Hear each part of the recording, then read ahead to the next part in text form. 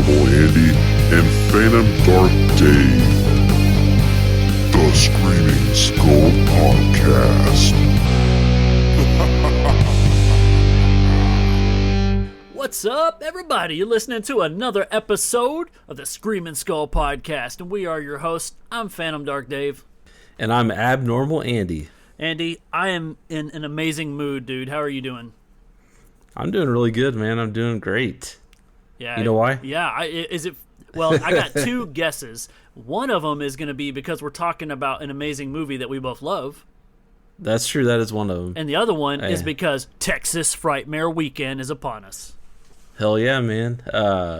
Yeah, I'm excited, man. If everybody that doesn't know, me and Dave are going to meet up and go to this convention down in Dallas. That's right. And we have met before, but we've never gone to a convention before. And I'm all about it, man. Yeah, me too. I mean, this will be like the third time I went to a horror convention. Yeah, so I'm interested to see how this one compares to the other one that I went to up here. This will be my fourth, so pretty close. Yeah, that's cool, man. I mean, yeah, there's going to be lots of celebrities there. Some have bailed, which kind of sucks, but yeah, there's going to be lots of vendors selling stuff. Well, and we're going to record a podcast while we're there, and we'll kind of recap what's going on too. So it'd be cool. This episode will come out before we go, and then we'll be able to recap the craziness, hopefully, that goes down. And if nothing else, we'll have some good stories to tell. And we're going to do that Ask Anything episode. So we'll put all that in there. Yeah, it's going to be great. It is going to be great, man. I'm super looking forward to it. I'm going to get some merchandise signed. Hopefully just, meet some cool people, but if nothing else, just a couple of horror bros, watching some horror movies, hanging amongst the horror crowd, and maybe there'll be some good Q&A panels. We'll see. I'm definitely looking forward to it, and it's got me all kinds of hyped up. Yeah, man, I'm excited. But it also could be because, I watched The Prowler twice this week, and I love this movie. Oh, wow. I watched it one time, but you know what? We'll get into it. We will get into it, and I've seen this movie about 5 or 6 times now, and it never gets old. This definitely falls in that category of why I love slashers, and I hope you're right there with me. All right. Cool. Well, before we do that, let's dive into some horror news. Horror News. All right, so this one just kind of jumped out at me, this headline. So these dudes, I think they're Australian, but they're rehashing an old classic with Headless. So the movie's called Headless. Horror's filled with kind of like headless monsters. Well, the most famous one is the Headless Horseman, right? Right. The Sleepy tail of Hollow? Ichabod Crane. Yeah, Sleepy Hollow. So, we know this story has already been adapted numerous times. So the Spierig brothers, I guess they're from Jigsaw. I'm not sure what they have to do with that, but... Well, that's, the writer of Jigsaw and Spiral. All right, cool. So they have decided to take this classic tale into the modern age with their new film called Headless. And they're going to take influences from Mad Max and The Terminator. So we'll see.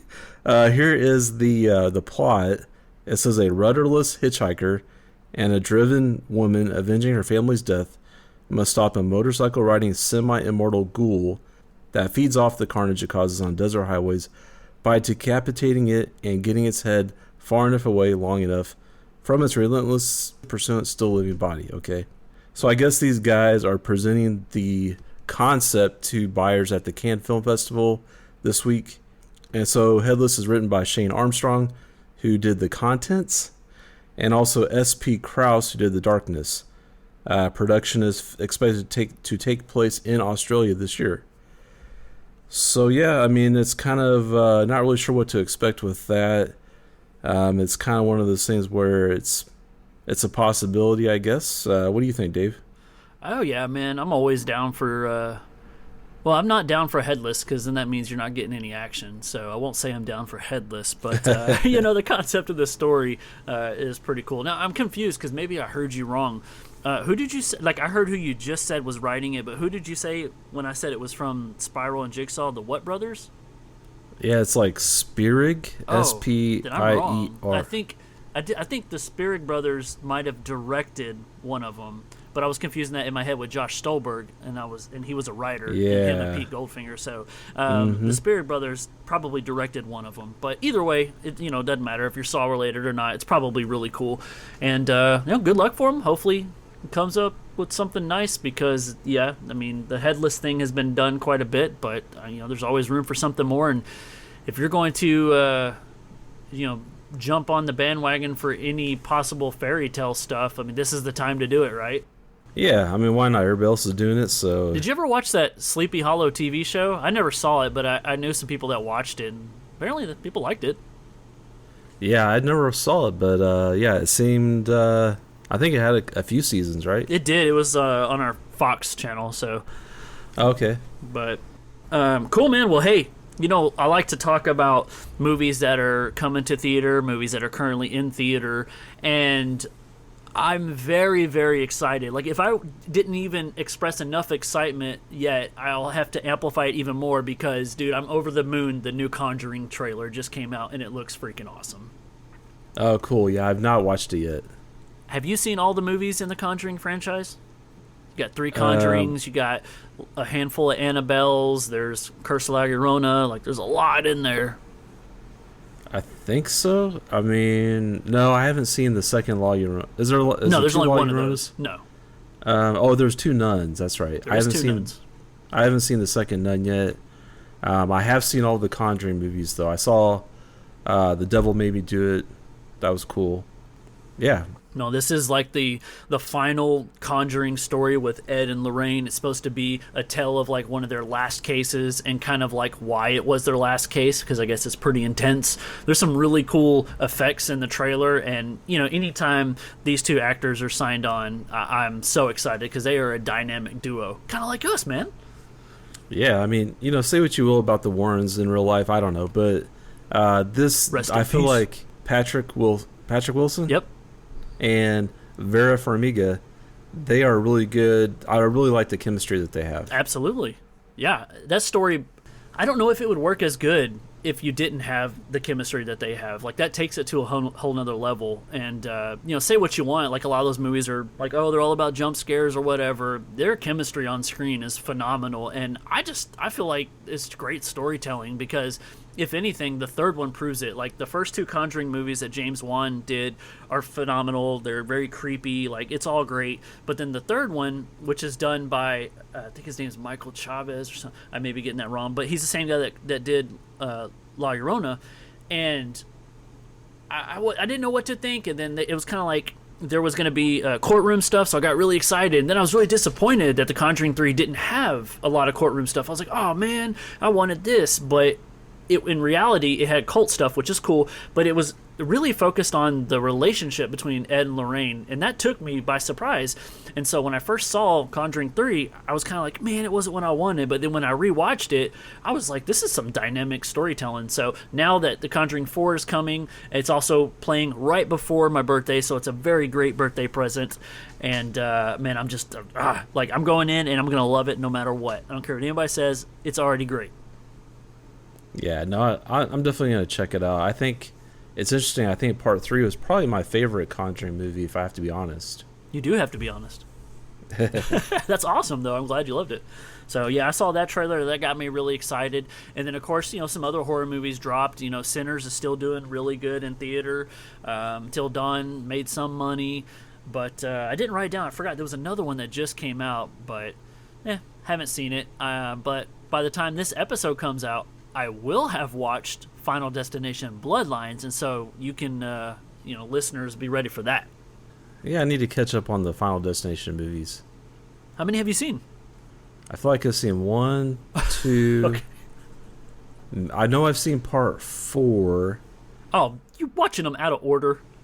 Yeah, and I can't remember if I've actually seen Part 3 or not. Okay. But well, you should go back and watch them in order, because if this one's going to tie into those movies, you're going to want those references. Yeah, well, and something that Tony Todd says in this new trailer, rest in peace, makes me excited for this movie, because he talks about a concept that they introduced in Part 4, I believe, which I'm really a fan of. You like Part 4? Yeah, I do like Part 4, yeah. Huh. That's my least favorite one of all of them. Okay. Now I have to rewatch part But 4. it only, the problem with part 4 really for me was they were force feeding that 3D effect. Okay, yeah. See, my thing was, the 3D. I don't even remember about that, but mine was I like how the story developed through the movie. There was some cool things for sure. Yeah. All right. So, well, you know what? I hate to dampen the mood, but I got a sad news story now. No. Morris the alligator from Alligator dies of old age. I saw that. So it's a sad day as the news is reporting that Morris the alligator, who starred in Louis Teague's 1980 nature horror film Alligator, has passed away. So some reports state that the large reptile was over 80 years old, possibly even 100. The news broke over social media on Sunday, where Morris's handler, Jay Young, made the announcement. So in the video, Young is seen grieving over Morris's death while rubbing the creature's snout. It's a heartbreaking clip, so be warned. Okay. It says it's the worst part of what we do, losing animals, Young says in the video, but this isn't, as tragic as some of the things we've experienced in the past. He had a happy time here, and he died of old age. You say he had a happy time, and I'm like, yeah, he was in Happy Gilmore. Oh, so Morris also starred in some other movies. He was in Alligator 2: The Mutation. He was in Interview with a Vampire. He was in Dr. Dolittle 2. He was in Eraser, Blues Brothers 2000, Happy Gilmore, and he also appeared on TV shows such as Coach, Night Court, and Jay Leno with Steve Irwin. Okay. Wow, okay. Rest in peace, Morris. Yeah, that's crazy, man, because if I'm being honest, I would have assumed that alligator had already passed away, but you're telling me he lived 80 plus years. Like, I would give anything for any pets to live 80 years. That's incredible. He must have really been eating dogs. Ooh. Yeah, dogs with some super chemicals that keep him live longer, I guess. Exactly. Hey, I got a question for you. Have you ever seen that movie May with Angela Bates? No, I've never seen it. I know about the movie though. Okay, yeah, it was kind of cool because it was. I'm not gonna say it's like a modern Carrie or anything like that because the movie is.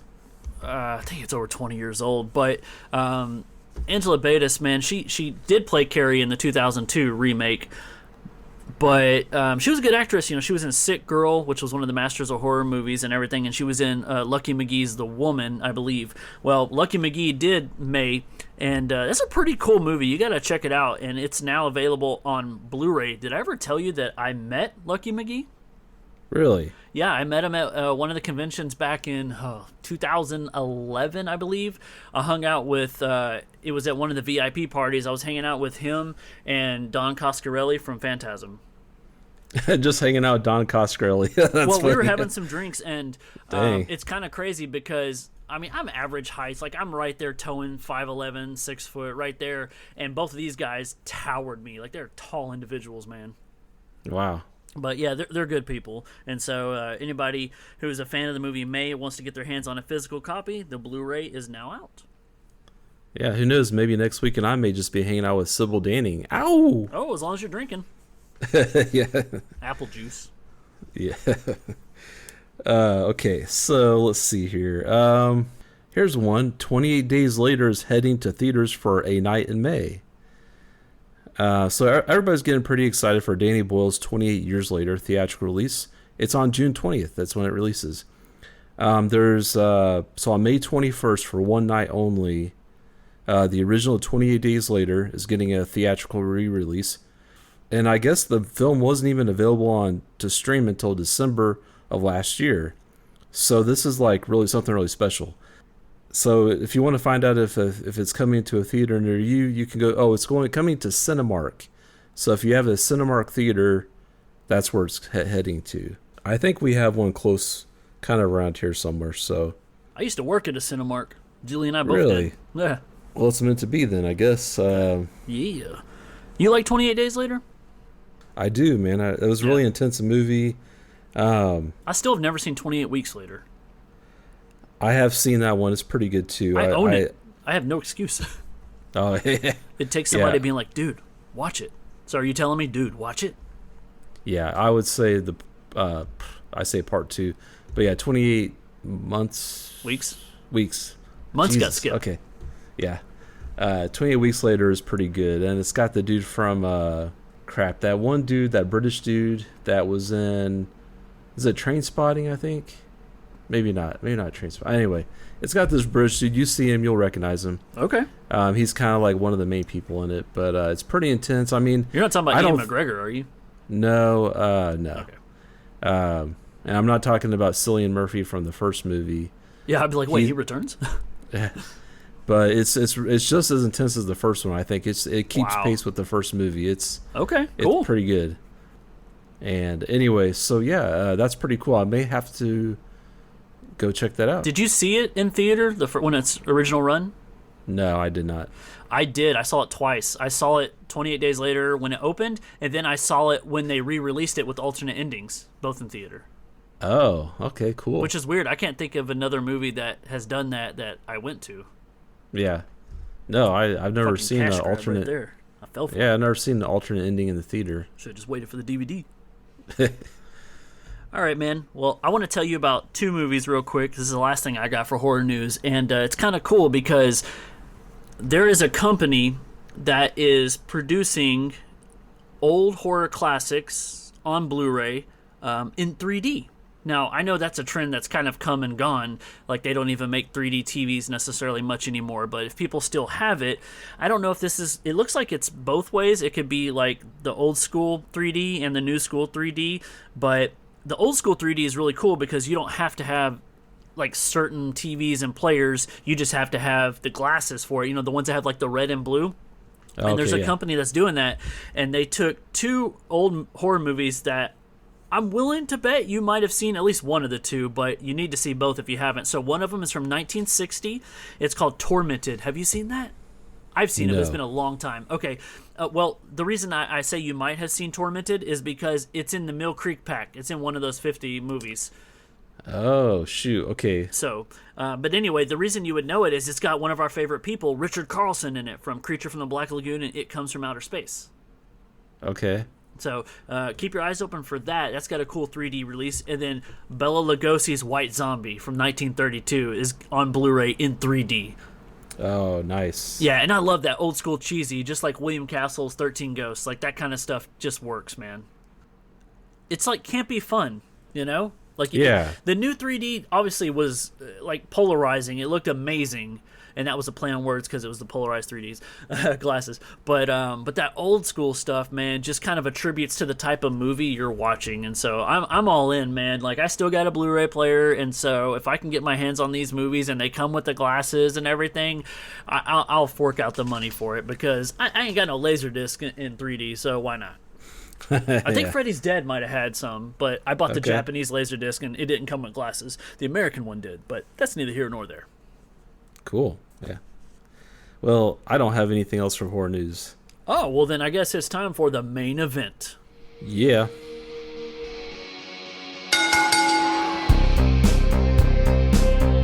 The main event.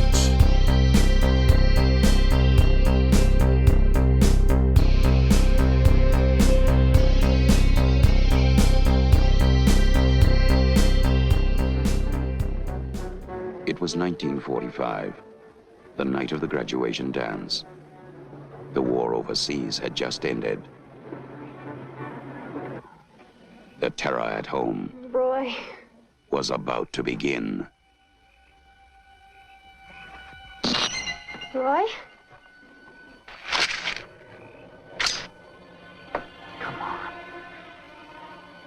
Come on, kid. Don't play hard to get. What about New Year's Eve? Well, that was different. I couldn't help myself. The Prowler. If he wants you, he'll get you.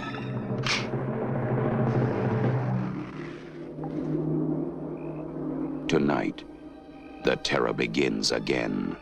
They never found out who did it. But it had to be someone in town, someone who knew that she was called Rose. And Mark, that guy still might be around here. Oh, and I don't believe this. You're talking about something that happened over 30 years ago.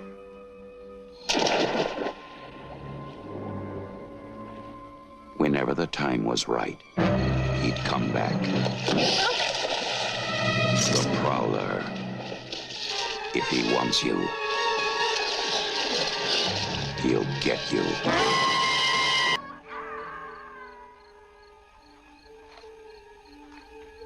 Night after night, he waited for her.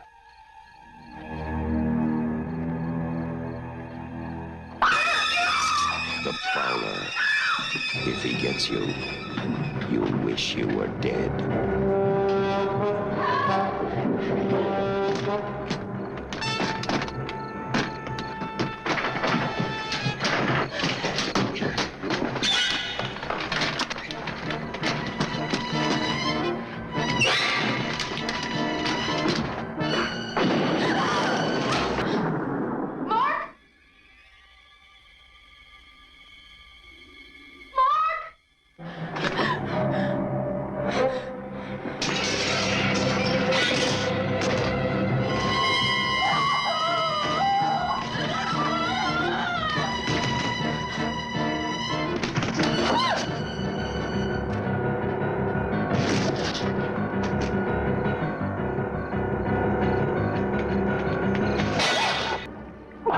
Think you're safe, but you're dead wrong.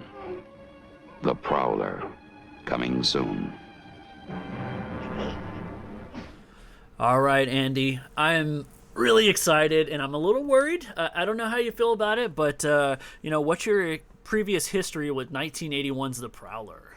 So I saw this, in the mid-2000s for the first time. Was that when I saw it? I think so. And I thought it was okay. And then I watched it about 10 years, well, maybe not, like 8 years ago. And I was like, it's okay. But then I watched it for this podcast, and this movie really grew on me. I'm really, really liking it now. And I don't know, I think it's because, I don't know what was up my butt the first couple times I watched it. But I think this time around, I really kind of paid attention to just kind of the atmosphere of the movie and stuff, and this really has a cool feel to it. There's a scene in a graveyard that I think is really cool. There's an old house that's really cool. The killer has a unique look to them, and of course, it has great kills. So there's a lot going for this movie. Yeah, no, I'm right there with you, man. I saw this movie back when DVDs started getting popular, early 2000s. And because I didn't have the VHS, and if you can find the VHS, it's like $200 to $300. It's an expensive one, but and they never put it on Laserdisc, so I'm really pissed off about that. But welcome to the Laserdisc world. There's tons of great horror movies that didn't get a physical format there, but you can stream this movie on Tubi. Holy shit, Tubi! And so if you haven't seen it, go ahead and watch it because we're gonna ruin it. But I love this movie. And I'm in the same ballpark as you, where I remember when I first saw it, I liked it because any slasher was good in my book. Years went by, I gave it a rewatch, and I think I fell into the category of it being kind of slow and getting boring at parts, and so I was only watching it for the kills. But going back and rewatching it over the last couple of years, and in preparation for this podcast, I fucking love this movie, man. I don't know if seeing some horror movies and just being like, oh, I don't like this movie, let me rewatch a movie I do like. I put in The Prowler, and I'm just like, this is gold, because I have not been bored during the last couple watches of this movie. The pacing works for me. I like the characters. I like the killer. I like the kills. And all around, it's like, man, I can't wait to find more people that haven't seen this movie, because I showed it to Julie the other night. She's never seen it, and she loved it too. Oh, cool. Yeah, you never quite know. This movie does have a decent following to it, but you just never know. If it's kind of like one of those movies where I don't know if it's a love it or hate it movie, but it's definitely got a following, but it's also got people that don't necessarily like it. But it's always cool to meet other people that like it. And I think for me, just knowing kind of the names behind this movie. It's directed by Joseph Zito. Yes. And because of this movie, he got the chance to direct Friday the 13th Part 4, which, as in many people's eyes, is the best Friday the 13th movie in the franchise. Not in my eyes, but not your eyes, but some people believe it is. Yeah, 4 and 6 get a lot of love, and Oh, yeah. I mean, rightfully so. It's the return of Joseph Zito and Tom Savini. You know, they worked here and they worked there together. Oh, okay. Because I this get one it. I was got like you. one of Joseph's, if not his very first movie.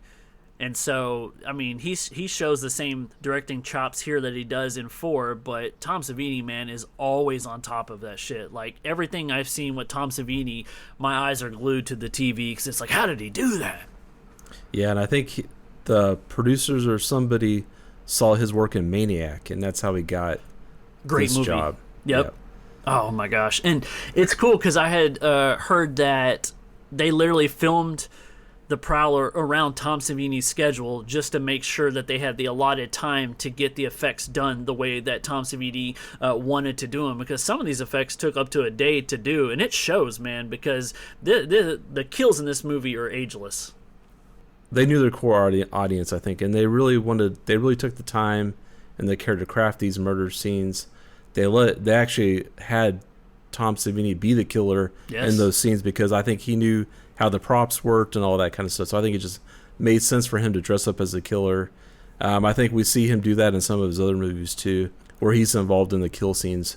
So yeah, it's really cool. I mean, and that is a big strength to this movie, is the Tom Savini, the special effects, because when you're watching this movie and you see these kills, I mean, it looks like they are killing these people.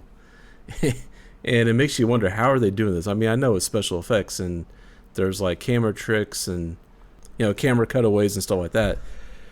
Well, I don't want it ruined. I don't want to know how they did it. Like, I say it out loud. How did they do it? Yeah, don't tell me, because don't take away the movie magic. It looks amazing, and I'm just going to believe it the way it is.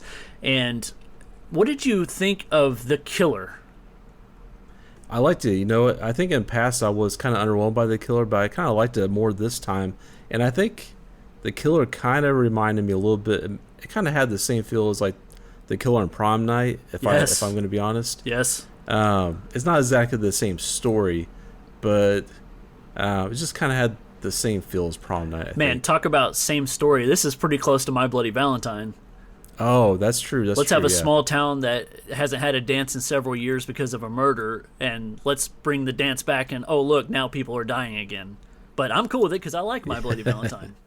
Yeah, definitely. And it does have that same feel. I feel like My Bloody Valentine has a similar feel to this one. Same year, 81. I think the action is a little amped up in My Bloody Valentine, as opposed to this one, but still, they both kind of have that same atmosphere to them, which I really like.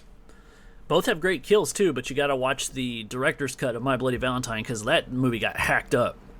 Oh yeah, this one did too, like overseas.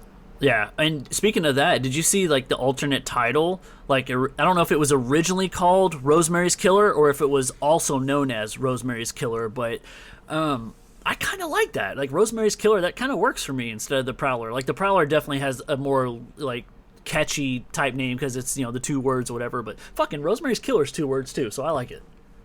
Yeah, I mean, it ties into the killer's motives and stuff like that. It ties into like the past tragic event or whatever that always happens in slasher movies, and it ties into the killer's only lines in the movie too. Yeah, so that's true.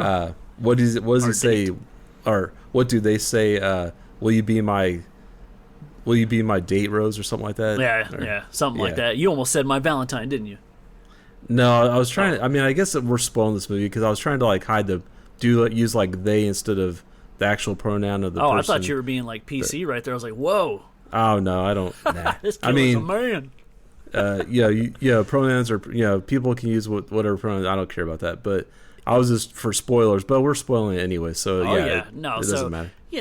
So this movie opens up with a like old school newsreel where it's talking about World War II is over and the soldiers are going to be coming home, but some of them come home to heartbreak, and then it transitions to a Dear John letter, which is literally when a soldier's girlfriend writes him and breaks up with him. And so we immediately are at this dance, and I think it's like Avalon Bay or something. It's supposed to be set in California, but it has a total like Jersey vibe going on. I think at one point there's even a guy with a Boston Red Sox hat, but neither here nor there. A lot of movies say they're in California and they're not filmed there, hence a lot of movies made in Canada.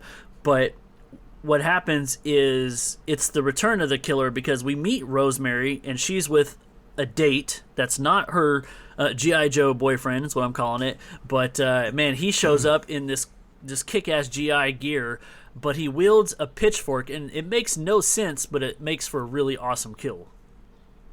Yeah, I really appreciate this this opening. You know, not I mean, it has a cool kill scene, but also for some of the history we learned too. I mean, you get some history about World War II, but also you get some big band history with Glenn Miller. Yes. You know, because the MC or whatever you call him, the dude that's talking to the dance people, the students. The guy that's talking on the microphone to the people that are dancing. Okay, there we go. He talks about Glenn Miller, how he didn't make it back from the war. And I was like, wow, I didn't realize that happened, that he was a soldier in World War II. Well, have you never seen the Glenn Miller story starring Jimmy Stewart? No, I never have. Well, there you go. Check it out. Okay. Yeah, so a little history lesson for everybody, I guess. You know, that's cool. It is cool. And man, they like nailed the aesthetic of this time period. Like, oh yeah, it gave me vibes of another movie that does this, was a Prom Night 2, Hello Mary Lou. They had the old school dance, and then, you know, after that happens, they fast forward in the future. But they nailed this time period, and I love the cars. You know, like, you know, I love old school stuff, right? So Casablanca, things of that nature. That's right up my alley. But it was kind of cool where the dudes all wearing like the white tuxedos with the black bow tie. It just kind of pops, you know. Everybody's got the slick greaser hair back. But yeah, they go off to a little gazebo, and he's very aggressive, but she seems to be okay with it. They're gonna make out right then and there, but the killer shows up and gives us a little, was it Mario Bava love? Like, we get the double pitchfork again. Yeah, it's we saw that in Friday the 13th Part 2. It happens in I guess Friday it the was a 13th spear Part in that 2, one. but yeah. Happens in Mario Bava movies too before that. Oh yeah. It's just weird though, because again, like, Friday the 13th Part 2 was like months away from this movie, and both featured a similar kill. So yeah, and shit was happening in the 80s. Yeah, I could definitely see. Yeah, it's interesting. A lot of these 80s slashers do take some inspiration from the giallo movie or Italian horror movies. You know, absolutely, as they should, man. Those movies are awesome. But then, of course, it like fast forwards now 35 years in the future, and now we're in our lovely 80s, which is a great decade for horror. Yeah. And we get to meet all of our characters, everything from the deputy, which is a total fucking like Deputy Dewey role if I've ever seen one from Scream. And then you got your final girl, who's Pam, and she was great. She was giving me Amy Steele vibes, just being honest with you. Little Jenny love. Yes. And then some of our girls on here were giving me, like, the prom night vibes, like you already mentioned. It's just, you know, the characters may not be super interesting, but they're perfect for an 80s slasher, and I absolutely loved it. Yeah, I totally agree with how Pam reminds me of Amy Steele.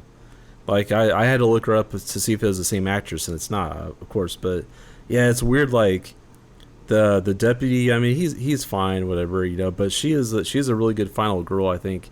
Yes. And yeah, and like their whole friend group, it definitely reminded me of prom night. You got some friends that are, you know, just different kinds of friends, and you kind of see that different kinds of people that make up this friend group, and you also see that in Halloween too. Yep. With Laurie Strode and Annie and Linda.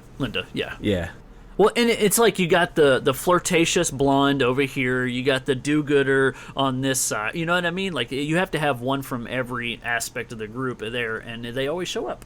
You want to talk about getting into our first 80s style death sequence is whenever we are dealing with Sherry and her boyfriend Carl, and man, this scene was pretty cool because I don't know, man. I don't know if you have a favorite kill from this movie or not, but this scene with Carl and that bayonet's pretty badass. Oh yeah, this is probably definitely the standout kill of the movie, I think. Just like, yeah, he's got that bayonet. He just drives that straight through the dude's head, and his eyes roll back into his head, so it's just white. It's like, oh man. Yeah, and the blood is like exhaling down his scalp across his face. It looks awesome. And he was going to get in the shower with Sherry, but now that he's dead, the killer goes in there, and she thinks it's Carl. He opens the door, and then here we go with the pitchfork again, drives it right into her chest, and then lifts her up in the air. And that pitchfork goes all the way through, and the blood's pouring down her mouth, and it is awesome. I felt like I got some Psycho inspiration here, with the Yeah, shower of kill. course. And it's something else. I really like the score in this movie too. I thought it was Yes, really dude, good. it was giving me Friday the 13th vibes. Yeah, and I didn't pay attention to who did the score, but I liked it at the beginning. But right before this, how the girls are getting ready for the dance, they're getting dressed, and then it kind of cuts over to the killer getting dressed too. Yes. The killer's getting ready, putting his knife in the sheath and loading his shotgun. I'm like, shotgun, what? Yeah. So that was All kind of kinds cool. of weapons. Yeah. And then, it's important to mention, too, that, like, throughout the course of this, Pam overhears a report about the Prowler, and then that's when she gets real nervous about it. And then, we learn about the incidents that happened with Rosemary, and then so she's trying to tie it all together. Yeah, she's afraid that there's this person, somebody was attacked, like, in this town down the road, probably, like, 40 miles away or something like that. There was a Prowler. And she is worried that she was asking the deputy, is her boyfriend, is he going to come here? And her boyfriend's like, no, he's not going to come here, and so like that. But she just has that in the back of her mind, and so throughout the movie, I think she's thinking about that Prowler, that person, and so she's kind of like on the edge as it is, I think. For sure. And I love this small town, too. Like, we get to see scenes where there's a little, like, general store. And so a lot of our characters go in and out. And then we get a lot of red herrings and jump scares in this movie. Did you notice that? Oh, yeah. You got the shopkeeper. You got the... Otto, I mean. Yeah, Otto, the delivery guy. He's kind of seemed weird. And they pick on him. Why are you still here? And then you got the sheriff, too, of course. I didn't really, think about him too much, though. I don't know. What about you? The sheriff, well, they put him in your face in the beginning that, hey, I like fishing, so I'm going to go fishing. Don't bother me unless you really need me. And here's my deputy. He can handle things. And then he's quick to get out of the movie. Yeah. Well, what did you think about Major Chatham, like the dude who's across the street in his mansion and his wheelchair? Yeah, this is I feel like this is another, Psycho moment here. So you have somebody, peering through an upstairs window, watching you or whatever, and but it's kind of creepy. This creepy old man's watching the girls get dressed and stuff like that. How'd he get up those stairs? Oh, that's true. I don't. Because Did we he go have in one of his those? house and we never see that chairlift that you're trying to describe to me, and then no elevator. I don't think he's really paralyzed. He's faking. But he's Major Chatham, yeah. And his daughter was Rosemary, who got killed in the beginning. Yeah. And so now I'm wondering, okay, how is he involved in the killing somehow? I mean, you would think so. Yeah, I don't know, but I guess he didn't want the dance to happen. He was against. That's what the sheriff. Man. Bad memory. Yeah, the sheriff said that Major Chatham was against the dance, and the sheriff also said, "Yeah, people around here don't like that kind of thing," or something like that. He said something to that effect. So we get this first kill. Fast forward a little bit. Get this first kill, and we see the killer leave a rose on the victim. So that's kind of like face. Yeah, it's kind of like a nod to Rosemary, and it's like a calling card thing that he does. That's kind of cool. It was kind of cool. And then, poor Pam, when she's at the dance, she's wanting to dance with Deputy Mark. And, man, he's a player if I've ever seen one, because throughout this movie, he's flirting with every single college girl that's there. I'm hoping college girls. They don't really distinctively say high school or college, but if the sheriff's hitting on these girls, let's make them college girls so they're at least of age. But man, he goes there and he locks eyes with Pam. He's like, I'm here to see you and I'm going to dance with you. And then all of a sudden her friend comes over and interrupts, and then, man, her friend, who's Lisa, by the way, is, I hate to say that, she's the bitch of the movie because she knows what she's doing and she's having fun doing it. Yeah, it was kind of a sucky move on her part, but then the deputy just kind of went with it. He didn't really try to fight it too much. And then, of course, Pam was not happy at all with that. Well, no, because they come over, and because Lisa is being the way that she's being, she bumps into Mark, purposely, might I add you, and it causes the drink to spill all over and ruin her dress. Oh, yeah, that sucked. That was cold, and then she just kind of Lisa just kind of laughed at Pam when it happened. And did you see real quick what was happening in the background? Pam was guarding one punch bowl, but someone else was guarding the other one and dumping a whole bunch of vodka in there. Yeah, Holy I shit. saw that. Yeah, I saw Somebody's that. gonna get sick. Yeah, kind of reminds me of this stuff that I used to drink yeah, some friends I had when I was like 20 years old, they had this drink called Purple Jesus. You mean 21? Just covering your face with yeah. soap. Yep. Oh yeah. When I was 21, I had some really responsible friends that didn't buy alcohol for minors.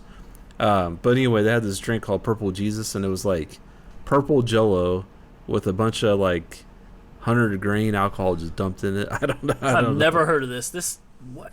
Andy, you lived Yeah. a whole nother life before I knew you, man. Yeah, it was gross. I mean, I think I might have taken one drink of it and threw up or something. But yeah, it'll make you see Jesus. That's for sure. There you go. Well, Pam, she got the drink spilled on her. She goes back to her dorm room. She assumes that her friend is still taking a shower, which her friend and boyfriend are dead in the shower, but Pam doesn't go in to check. She just closes the door. She changes clothes. Even though there's blood all over the bed, she doesn't see it. But when she goes to leave, she actually gets chased by the Prowler killer. Yeah, she's leaving, like, he just, like, pops out, and she's like, oh, who's this guy? And obviously it's not somebody that's a normal person because of the way he's dressed. You know, we get our first look at the killer and his little get-up, and, you know, he's basically got the World War II soldier fatigues on. He's got, like, the helmet, but his face is covered up. He's got, like, It's like a mesh. Yeah, he's got, like, a hood that's kind of cinched around his head, but then, like, covering his face is, like, this camo netting or something. I don't know. Yeah. It looks pretty cool, though.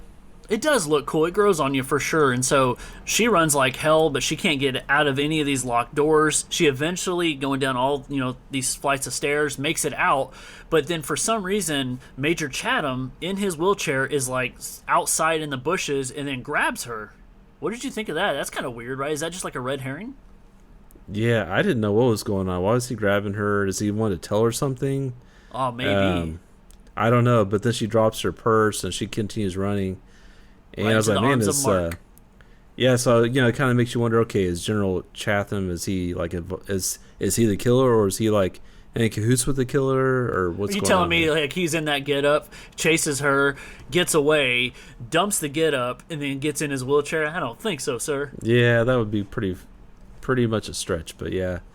But then she tells Deputy Dewey about Perfect. she tells her about the Major Chatham in the wheelchair as she grabbed him, and the Prowler in the dormitory, and she's not even thinking about like the Rosemary from 1945 or whatever. She's thinking about the Prowler that she has heard about in the news or whatever that Sure. her boyfriend told her about. And so that's what she's worried about. So then that's when we get this scene where is his name Mark? I think that's his name. Yeah. So he goes back into the house and he's back into the dormitory and kind of looking around and stuff. But in a really weird way, though. Like, he goes up to every door and he acts like he's going to open it, and then he thinks about it, and then he's like, nah, and he always walks away. Yeah, there's that one room that has a light on and he never goes Right. in that room. It's like, what? Yeah. Why does he keep passing that room? And so he tries to go to the dorm room, the girls' dorm room, and the door's locked now. So he can't get in there. So he just leaves. assumes that they're whatever and leaves. Yeah. And he always tells Pam to wait in the Jeep. He never wants her with him. I'm thinking, if you don't keep her safe, keep her with you. Yeah. That's the reason that you was a deputy, sir. You stupid. The Jeep's little vinyl top ain't gonna stop much. Dude, that Jeep door, like, it never even closes. Every time they close it, it opens back up. That Yeah. killer is going to destroy you. And there's a scene where later in the movie that kind of almost happens, where she gets quite scared. But yeah, I mean, they decide, let's go check out Major Chatham's house. And so we're breaking and entering now, I guess, which is quite weird because I think we heard earlier in the movie that Major Chatham doesn't go upstairs anymore. Everything's covered in sheets. But I'm like, yeah, earlier he was upstairs looking out the window, so what the hell are y'all talking about? Yeah. Or was it him? I don't know. Exactly. And did you get vibes? I got vibes of I Know What You Did Last Summer, where they go in the one shop room where everything is under the tarps. I was like, I bet Kevin Williamson pulled from this. I thought they were going to do something with that as far as like having the killer be under something, but Right. It went nowhere. But he wasn't, yeah. No. But yeah, so we get this scene where they're kind of investigating. It's almost like Scooby-Doo kind of thing, where they're in Major Chatham's mansion, like walking around, and actually the killer's actually there. Yes.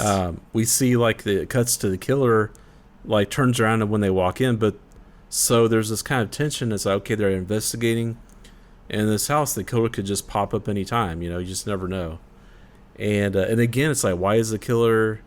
Well, we know. I guess we kind of know that the killer is attached to the whole Rosemary thing. I guess at this point, I don't know. But anyway, maybe we're wondering why the killer's in Major Chatham's house. I don't know. But I guess we kind of find out at the end of the movie, though. I think as an audience, we kind of know, but she hasn't found out yet because she doesn't put two and two together until she finds that book with the rose in it. That's true. She finds that it's like a scrapbook or something, and it's got the rose. But the pacing is weird in this movie because they bounce up back and forth a lot. Like, okay, this happens at the dorm, so then they decide to go over to Major Chatham's house. He's not there, so then they decide to go right back to the dorm to go into where the dance is being held and tell the chaperone that there's a prowler because I just got chased. Yeah. So they alert the people at the dance. Hey, they interrupt that really cool rock band there. Oh, dude, I was digging the shit out of that music. Yeah, it's not bad. It kind of reminds me of Rush almost or something. Right? Yeah, some kind of early 80s, rock band or whatever. But yeah. Yeah, no, I dug it, man. So they kind of did the announcement. Okay, everybody has to stay inside because there's a prowler out there. And everybody except Lisa. Yeah, this is after she's already left to go to the swimming pool. She needs to cool down, and then of course her boyfriend Paul stays behind because he is drunk as crap. Yeah, and then he must have had that 100% Jesus. Purple Jesus. Purple Jesus. Yeah. And then we get that scene in the men's bathroom where like he's puking and the other guys are just kind of hanging around. There's in like 12 dudes hanging out. I'm like, what is happening in this bathroom, bro? You on your own? I will wait for you outside. Yeah, I'm not gonna sit there and listen and smell somebody puking and no thanks. There was one guy who looks like he was using the urinal, and then if you watch long enough, which I don't know why I was watching, but if you watch long enough, you realize, no, he's just leaning against it. I'm like, that's gross. Oh, I would not lean against the urinal. No. I wouldn't touch it, no. I mean, and to make matters, like a high school, like a school urinal, too. Yeah. But nonetheless, yeah, Lisa goes to the swimming pool and gives us another great kill scene. Yeah, man, she's like swimming and I don't know. Do we even see the killer before the kill? I can't remember. I think we see him walking up to the pool, right? We get a little bit of the killer's vision, but our first actual glimpse of the killer is when he proves that he knows how to punt a football because he kicks her in the face. Oh, yeah, man. And I was like, damn. That was almost as bad as the actual kill, I feel like. Cause, that should have killed her. Yeah, getting kicked in the nose like that can't. I mean, obviously it didn't really happen, but... Right. If you've like even bumped your nose or whatever, got punched in the nose, it feels like really bad. Yeah, she got kicked by an at least size 10 boot, man. It knocks her back into the water, and she would have had a concussion at this point, blurry vision, something. But, I mean, she kind of proves it because when she goes underwater, she can't resurface instantly. She's kind of twitching around a little bit. But then when she comes back up, the killer's nowhere to be found. She's spinning around, and then the killer pops up behind her. The dude was in the pool, man. Man, didn't even hear the splash, but we sure saw the motion he was making because takes that bayonet and just starts digging into her throat in a very impressive neck slice scene. That knife was just so deep in her neck, man. I was like, dang, how are they, like... I like the way the blood was, like, just exiting that knife wound, and then we just saw the bloody water, but it didn't stop. Like, they had to have the blood pumping through there, man. It looked great. Yeah, and then it was really cool, and like you said, the blood in the water just it looked really it was really shot really well. The special effects were done really well. I guess there's probably a reason why this is featured on the cover of the movie. Yeah, the box art. Yeah. Well, another scene that's happening about this point too is whenever they kind of put two and two together, at least Pam does, about the murders because. This was so weird. One of the guys, I think it was like the store owner, tells Mark there's some kids messing around at the cemetery, and then they decide, okay, we need to check out the cemetery. When they go to cemetery, ain't nobody messing around, but we did see someone has been dug up. Yeah, this is what I was talking about earlier in the episode. Just the atmosphere. I love this part because this was actually filmed on Halloween night. Of that year when they filmed the movie, so that was really cool. So Halloween night in a cemetery, man, there's like nobody out there. Like you're just kind of this deputy is wandering around the cemetery, and Pam stays in the Jeep, Yeah, he finds this. He found this open grave, which in reality was actually a grave for somebody that just died. That the cemetery let them film there, which is kind of crazy. Convenient. Yeah, so he found this open grave and he finds a casket there, and I think it even shows the gravestone. I think the gravestone says Rosemary, right? Not clear as day. There's actually a picture of a rose on it. Okay, I think there's like some damage to, like somebody scratched. Yeah, it's something almost out. like you're not supposed to be able to see it, but then you can see that icon. Yeah, so of course the deputy, he's like, "What's in the casket?" You know, and he wants to pry open the top of it, and he finds out it's. Well, he goes to open it, but then he hears Pam scream, so he leaves. Oh, He doesn't that's right. see who's in there. He gets Pam. She joins him, and she says that Otto was outside the vehicle, and so there's our red herring for Otto. Mm-hmm. Then they return. She holds the flashlight. He opens it up, and Lisa's in there. And I'm like, dude, she just got murdered in that swimming pool and then put in this casket. Yeah, the killer doesn't waste any time, because even before this, he killed the teacher, the chaperone that went out to check on Lisa. Yeah, and she got stabbed through the throat, not like a slice, but literally like stabbed from the front to the back of the neck in another great scene, and then dragged off into the bushes. But my dude, this led me to believe also, you'd appreciate this, that means that graveyard is close to the school. That's awesome. Yeah, I feel like everything's got to be close together for all this to kind of work. Yeah. You don't see the Prowler driving around in his vehicle all dressed up. Yeah. Yeah, so I love scenes like this in like a cemetery, and it kind of reminded me, we did that movie a while back called I Buried the Living. Yes. And man, it just kind of reminded me of that. It's a Richard Matheson story, I think. Yeah. So I love when horror movies feature cemeteries. There's just something like eerie about that.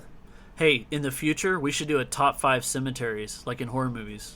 That would be fun. Yeah. Also, cool. Julie requested top 5 clowns. So, like clown horror movies. There's tons of those to go around, but... Yeah. I like whenever the deputy, he finally decides to call the sheriff. After everything that's went on, because everybody threatens it, or he tries to call the sheriff. Yeah, and it's funny because the guy that he gets at the front desk of the lodge Oh my god. This guy could give a shit less, right? Yeah, he is busy playing solitaire. He does not want to be bothered.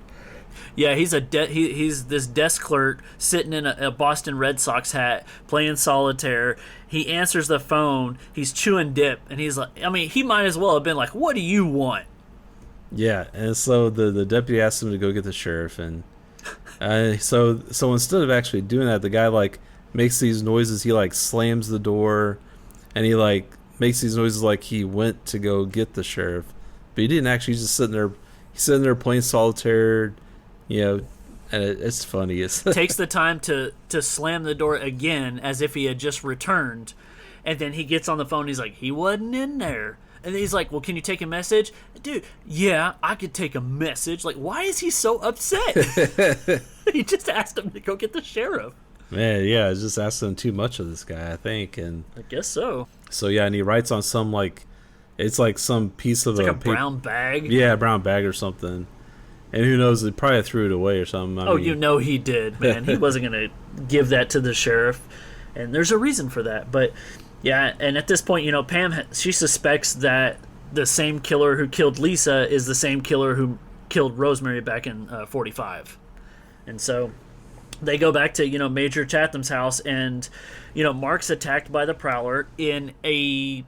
not impressive death scene. He almost just gets knocked out and kind of dragged off screen briefly, and so I don't know what that's about, but we spend a lot of time with Pam because she uncovers all kinds of stuff, including, you ready for this?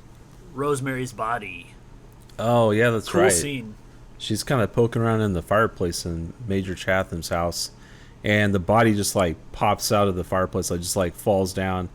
It's like, whoa, that's... Yeah, because you're like, wait, if Lisa's in the casket, where's Rosemary? And then she sees, like, Rosemary's necklace. And when she goes to fiddle with it, that's when the body falls down on her. And that was a cool scene for sure, man. So, is it supposed to be that the killer put her up in the chimney, or that she's been up in the chimney all this time or something? Oh, I didn't even think about it. I just took it as the killer put her there, just as the killer put Lisa in the casket. But, yeah, that could have been an open casket. Who knows? But I don't know what that'd the be kind of creepy though, man. Because think about it, Major Chatham's house, his daughter would have been in the chimney the whole time. Like, oh, that sucks. Yeah, that would have smelled pretty bad. Santa Claus should have told him. Yeah. But this is when we get our scene upstairs, man, where she's finally... Well, we get a lot of cat and mouse chase scenes where she hides, and, you know, it's a horror movie, so, of course, when she's hiding, a little rat comes crawling underneath where she's hiding. Yeah, it reminds me of Friday the 13th Part 2. See, there we go again. Yeah. Because there's a scene where Jenny's hiding under a bunk bed, and the rat comes up and... Yep. We love our 80s tropes, man. Yeah.